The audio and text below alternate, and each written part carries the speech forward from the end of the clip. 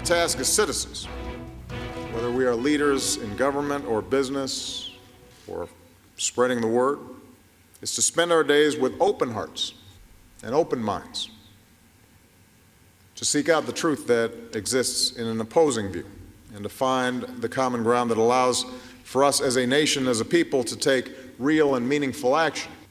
And we have to do that humbly, for no one can know the full and encompassing mind of God, and we have to do it every day, not just at a prayer breakfast. President Obama at this year's prayer breakfast on the search for common ground. We're going to take up that challenge now, discuss the role of religion in our civic debates with a distinguished panel of scholars and pastors. Sojourners President Jim Wallis, author of a brand new book, On God's Side. Author and atheist Susan Jacoby. Her new book, The Great Agnostic on Robert Ingersoll, is out soon. Islamic scholar Reza Aslan. Reverend Calvin Butts of New York's Abyssinian Baptist Church. And Dr. Richard Land, president of the Ethics and Religious Liberty Commission of the Southern Baptist Convention. Welcome to all of you. Happy Easter to those of you celebrating. And Jim, let me begin with you. I read your book this week, and you are a political activist, a preacher, and a writer, but you took some time off during the last election and saw politics as a spectator, and you write that a lot of the motivation for this book came out of your depression from watching our politics. I wrote the book on sabbatical, so every day I'd write and pray and read and study. At night I watched the news cycle, and it was depressing. And I realized we'd lost something very important. It's an ancient idea called the common good. And it says we can't just take care of ourselves and our party and our side. We've got to take care of each other and our neighbor. And that is the foundation for all of it. That's the common good. It's in our religious traditions. It's in our secular democratic traditions. This common good idea, I think, could bring us back together. And I see that happening. But it comes at a time when we have more polarization than ever, it seems, in our politics. You and Richard Land probably have a polar opposite politics. I say that on most issues, yet you have come together, at least on immigration, on the issue of immigration. So how does that work? Well, I think, first of all, when you're looking at issues of the common good, Jim's a Christian, I'm a Christian. We may have different emphases and different perceptions of parts of Scripture, but we both understand that there's a difference between the authority of Scripture and our understanding of Scripture. And we have to be humble about our understanding of Scripture. And we both agree that immigration reform is tearing the social fabric of the country. It needs to be done. The lack of doing it is causing havoc that will be difficult to repair in the social fabric of the country.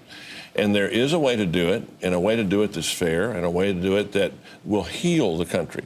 And so we found that evangelicals and Catholics and Orthodox and Jews and Muslims, people all across the religious spectrum, and people of no particular faith, have come together in what I think is a pretty impressive coalition to say that it's time for our leaders to stop acting like politicians who are concerned about the next election and start acting like statesmen who are concerned about the next generation and get comprehensive immigration reform done. And Dr. Butts, you actually have a similar but opposite experience with another major issue in the news this week, gay marriage. Your normal political allies have been strongly supportive of gay marriage, yet it's something that your faith does not believe in. Well, it's something that we don't believe in terms of what we learn from the Bible. But in terms of men and women having their rights as citizens and human beings, we certainly affirm that. You should have every right as a citizen of this nation and every right as a human being to enjoy the freedom that we believe God has given you. The choice is yours, and I should not stand in the way of you making that choice. However, I have to extol what I believe my religion teaches, and it does not teach that a marriage between a man and a man or a woman and a woman is God's divine imperative. But I can't stand in the way of that, and I think that the Supreme Court should not stand. And so that's a place where you have a strict separation between what you practice inside your church and what you believe should happen in the public school. Well, I have to support that in the civil society, because otherwise I would not be a good citizen of our great nation and a participant in this great experiment in democracy. However, I choose to believe the book upon which I build my life. I assume some of that is music to your ears. You wrote a fascinating article with Susan Jacoby in the New York Times coming out of Newtown called The Blessings of Atheism. And one of the things you write about is that atheists and non-believers often feel intimidated from speaking out on public issues as atheists. I think we heard almost nothing, and no secular chaplain, a person representing a secular organization, asked to be at the Newtown ceremony. I asked several of them about it, and they were kind of afraid to. They felt that it would be taken the wrong way, as if atheists were trying to horn in on this ceremony, which was basically religious. And let me say, what Dr. Butts said is music to my ears. If all religious people trying to influence politics could separate what they teach and preach in church, and which, of course, every religious institution and person has the right to state their convictions on, just as I do. But the problem is, Newtown was a perfect example of it. There were people sitting in that audience. Obviously, if we believe the polls, that 20% of people don't belong to any church, and some of those people are atheists and some of them aren't. It's hard to tell because atheist is still quite a pejorative. But when President Obama, unlike some atheists who are sitting here, some would tell you they objected to his mentioning religion at all at that service, which I think is ridiculous. There were a lot of religious people there. Religion is a solace for religious people in grief. But he could very easily have expanded that to say whether we are religious or non-religious. He could have said that we are all united in our grief and not made it exclusively. And he should not have been talking about Jesus Christ when some of the parents who lost children are people who don't believe in Jesus. And he often has done that. And he even did that in the National Prayer Breakfast, talked about non-believers. And that is the fastest really growing group, people who are not affiliated with any particular religion right now in the United States. I want to talk about that more in a minute, but first let me bring in Reza, Aslan as well, because I want to get you to respond to a notion that Jim brings up in his book when he was talking about the rise of Islamophobia, which you have also written about, the need to surprise our enemies with acts of goodwill and grace. This is a fact. Anti-Muslim sentiment in this country is at unprecedented levels. About 2/3 of Americans believe that Muslims shouldn't have the same First Amendment rights as other Americans. About 1/3 of Americans believe that Muslims should be forced to carry special IDs that identify them as Muslims. That's 100 million Americans who believe that. Now, the important thing is, and Jim will tell you this, that this isn't Christian or Jewish-based Islamophobia. This Islamophobia has much more to do with certain right-wing fringe groups that have managed to enter into the mainstream. The tragedy, however, is that Jews and Christians, particularly Jews and Catholics, who have dealt with this exact kind of xenophobia and bigotry in this country in the past, have not been the groundswell for standing up against Muslims in this country. Jim, of course, has been one of the leading voices condemning Islamophobia. But the important thing for, I think, religious communities, regardless of where you pray or how you worship, is that we have to recognize that all peoples in this country have a right to worship as they please, to believe as they please. And if we don't stand up for each other, then we are not actually being true to the values of our own faith. And that gets to the point of, it seems like so much of this search for common ground, Jim, is about how we practice our politics. The largest affiliation now growing in the country is none of the above, a lot of young people. And what I find is when people from the faith community, when religious people do what their religions say and say what they say, two things happen. People are surprised, and then they're attracted. I wrote this book to hope to spark a national conversation on the common good. It's in all of our traditions and secular as well. The common good is the right question.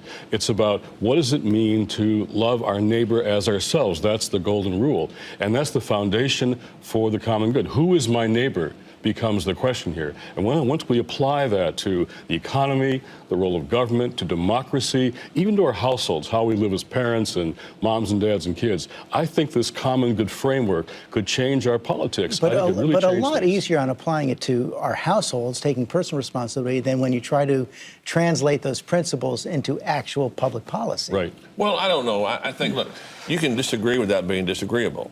you know, and as Christians, we're commanded to love our enemies, not just our neighbors, but our enemies.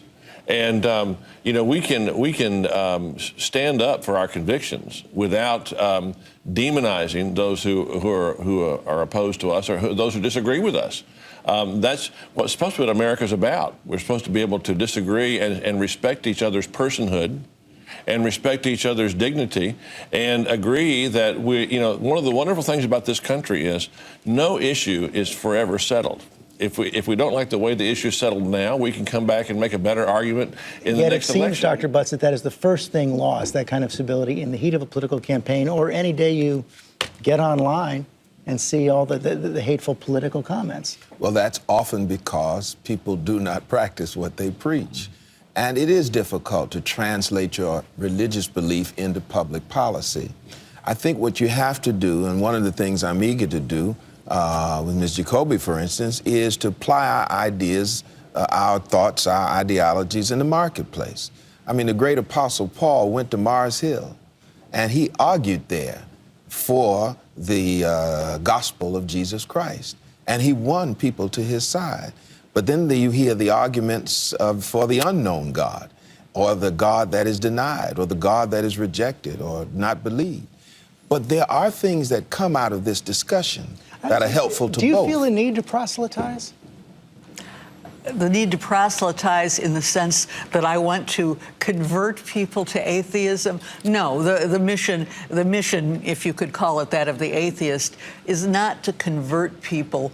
It is to put forward our ideas in the public square, and we have had some success. And I'm not talking only recently, but over 100 years, to talk about the importance of science and reason in public policy. And there are many religious people who believe in that, but there are many religious people who are opposed to fact and evidence-based thinking. And here's the point about the problem with religion and politics. It's not that religious groups shouldn't have an active role in presenting their viewpoints, as we all must.